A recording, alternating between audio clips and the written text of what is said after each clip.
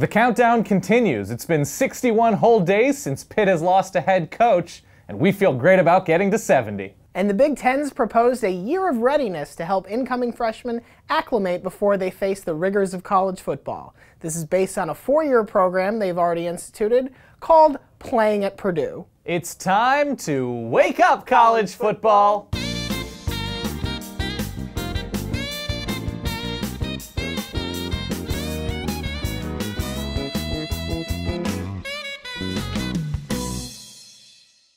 Welcome back to Wake Up College Football, a special post-signing day, early off-season edition. My name is Dan. That is Ryan. We're just going to talk about stories that have happened since the season ended. To you, what was the most awesome thing that has happened since whatever happened in the national championship game? Yeah, who can remember? Who even knows? I really liked what Clemson did on signing day. Yeah. They already had a bunch of early enrollees going into signing day. A team that finished the season in an extraordinarily Very strong good way. But Yeah. they lost a lot of defensive talent, Yes. especially in the front seven. Yep. And they reloaded very nicely. Got some very talented guys to Mm-hmm. shore up that defensive line, maintaining their pipeline in Florida, where obviously one of the most competitive places to recruit, and finished with a consensus top 5 class for the first time in like 4 or 5 seasons, something Yes. like that. So they are definitely taking care of the future at Clemson in a way that you might have thought a year or two ago maybe Florida State's just going to distance themselves Right. from that pack. It doesn't look like it's happening on the recruiting trail. Yes, and without Jameis Winston, without a couple of the huge guys on defense, Eddie Goldman, Mario Edwards, a couple of defensive backs, this looks like a very good year to win the ACC if you're not Florida State. Yeah, absolutely. So Clemson did a great job. My awesome thing, along very similar lines but on the West Coast, USC's recruiting class. They're out of the sanctions. Yep. They lose a lot on defense, and they've just been thin there. The depth just hasn't been there because of the sanctions. Biggie Marshall, maybe the best pure player in the country in this class at cornerback. He comes in and should be on the other side with a Dory Jackson manning one side at cornerback. The linebacking class that's coming in, John Houston, Osa Messina, Porter Gustin if he doesn't go on his mission, Cameron Smith. Big-time talent along that front seven that they really desperately need because they have a quarterback in place. They have a lot of offensive skill players in place, but defensively they needed shoring up. And really, as questionable as Sark is as a winning head coach, on the recruiting trail, he did a fantastic job this year to get USC back to where they feel like they should be in college football's pecking order. Especially impressive given how good the South was in the Pac-12 Yes. this year. So it's not like USC for a few years there could sort of say, look around, Mm-hmm. if you want to go to this part of the conference, we're the only show in town. And that's not true right now. So Right. the fact that they can recruit at this insanely high level This is really true. speaks to them as a Utah program. returns so much. The Arizona Yep. schools are now becoming as dangerous as they've ever been. UCLA, great recruiting and great performance on the field this past year. So it is huge for USC. To you, what were you not expecting? So it's almost March, Yeah. and Braxton Miller is still at He's a Ohio Buckeye. State. Now, to be fair, nobody from Ohio State or from Braxton Miller's camp ever said that he was looking anywhere else or Right. thinking about leaving. But it's still a little unusual. He seemed like he'd be a prime candidate. Yeah, I mean, with Cardale coming back, deciding not to go for the NFL draft, with JT Mm-hmm. Right. Barrett, he'll be healthy enough to do His ankle will drills be by better, yep. spring.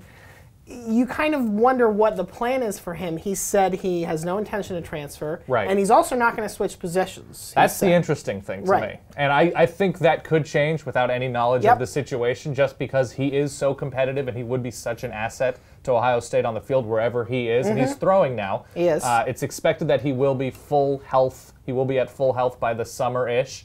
It's very difficult for me to see him sort of acquiring his starting spot Which for is Ohio so State. weird to say because this is Yeah. a guy who's thrown 50 touchdowns, Yeah. who's run for over 3,000 yards. Even if he's throwing, I just don't feel like his shoulder will be in the Maybe same place. so, maybe so. Now, obviously, he still has time where he could transfer to Right. another school, use his grad year. But the later we get, and the closer we get to spring, it kind of feels like he's going to stay in Columbus because there's no sense jumping if you're going to jump into a whole new system and not have any time. And his to life learn. is so entrenched in Yes, Ohio. He's from absolutely. Ohio. He's got a child in Columbus. It just feels like that's where he's going to finish out his college career. What about you? What was unexpected about the early part of the offseason? This happened later on, right after I think LSU's bowl game, right around there. John Chavis, the longtime defensive coordinator. Of course, he was at Tennessee for a long time. He's at LSU. He's not a guy that jumps around. He takes a position. He fully gets comfortable there and always succeeds, is what it seems like. I think his family still lives in Knoxville. I to think show they you are. how much he doesn't They move still around. live in Tennessee. He's Yeah. from South Carolina, so he's been throughout the South. Right. Making the move to Texas A&M, Yeah. who It's unclear whether or not it was a coordinator problem. There have been a lot of reports that it wasn't necessarily just Mark Snyder at Texas A&M being the problem. A lot of it was supposedly on the players themselves and the talent level misevaluations, guys that should not necessarily have been on the field for a purported threat in the SEC West, which Texas A&M seemed to be, at least for the first half of the season. John Chavis moves over there, a great talent evaluator, had the experience at LSU putting guys in the NFL, running that just insanely fast and dangerous 4.25.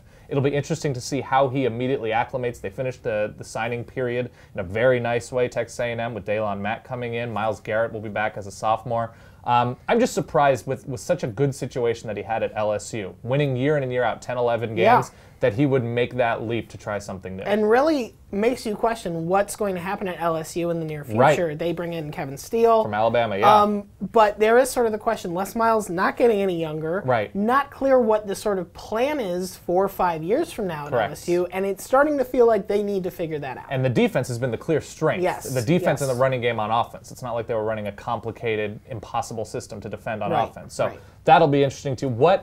What do you feel like will mean the most that has happened thus far? Oklahoma, just everything is different on that coaching staff. Both co-offensive coordinators gone, fired. Lincoln Riley comes in to take over from ECU, as the OC and the quarterback's coach, the former quarterback's coach. A Big 12 guy coming back, so he's recruited the region.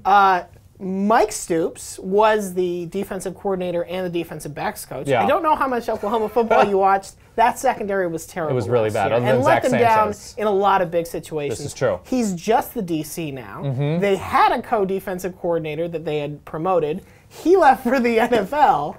So just even the guys who are still there aren't in the same roles. They are coaching new positions and they have new titles.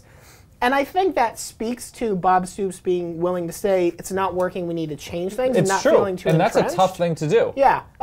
It's interesting because you look at Oklahoma last year, and Bill Connolly's talked about this before. They lost a lot of close games. They lost some unlucky games. So they're probably not going to go 8-5 again. They're going to be better than that. But that could have been symptoms of a bigger problem that Stoops addressed. Absolutely. So it will be hard to tell if they have a 10-win season. Does that mean they made the right coaching moves, or just they got the bounces they did? And sometimes it's just because he's been there so long now. It's been 16, 17 years of Bob Stoops and Norman. It's just good to refresh every so often. And I think Lincoln Riley's a great hire for them. Certainly a young guy, but has proven that he can handle some really interesting offenses. Oklahoma, I think, recognizes that they need to amp it up a little bit if they're going to continue to compete in the Big 12. With Texas rising, recruiting the way that they have. To me, what means the most, and this was sort of expected, and we touched on the Braxton Miller thing, Vernon Adams. A name we did not discuss once during the season. For partially good reason. He wasn't playing FBS football.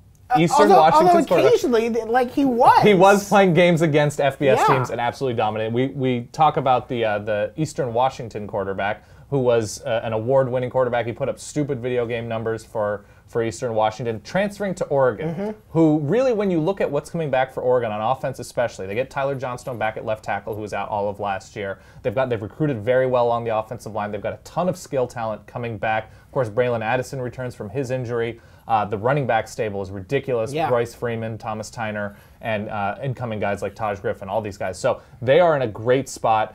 And they just needed the quarterback after Mariota, of course, leaves early for the NFL. Vernon Adams, they don't run a similar system at Eastern Washington, but he's mobile. He's got a great arm, a very good pocket presence. Was not promised the starting job, but it's a graduate transfer. Comes in, won't be there until the summer, but will be competing against guys that perhaps don't inspire the same level of confidence that Mariota did before he became the starter. I mean, it's just nice that Oregon can turn to somebody and say, you had a lot of reps at the college football level. Most of them are FCS, but they've played Washington, they've played Oregon State, so he's played a lot of these defenses and looked very good against them. And he has a great pocket presence and understands the speed, maybe not week in and week out, but the speed of the game. He should come in prepared to succeed if he wins that job at Oregon. Which immediately puts them probably, if he is just at least decent or pretty good, if he's a stopgap, they become the favorite once again. Right now it's unclear, but they become the favorite in the conference. I think that's right. All right, let's get out of here on something really fun and colorful. What do we have to look at today? What's our visual So if direction? You were concerned that Mike Riley wasn't going to bring his trademark lightheartedness and fun to Nebraska. A very serious program. This picture of a bunch of Nebraska staffers dressed up as Teletubbies on signing day Proves that wrong. It's feel good, and I like it. Here's the question: do you think they were assigned Teletubbies, or I thought they got to brainstormed it. pick? I think they brainstormed. But which one they were? Oh, which individual Yeah. one? I think there was probably a hierarchy, maybe a draft. Oh, yeah, a absolutely. Teletubby draft of Absolutely. maybe the most senior staff member who was going to be dressing Right. up got first choice. I think that's the way to go. I That's- would go yellow. Really? Yeah, leave no doubt. I don't think that's great for your skin tone. You Is feel it more not? like a purple, What would you go? I'm a purple? Yeah. What would you be? not red. Yeah. Not You already have enough of that. That's all happening already. All right, his name is Ryan Nanny. My name is Dan Rubenstein. Thank you for watching Wake Up College Football, and we're going to see you sooner than you think.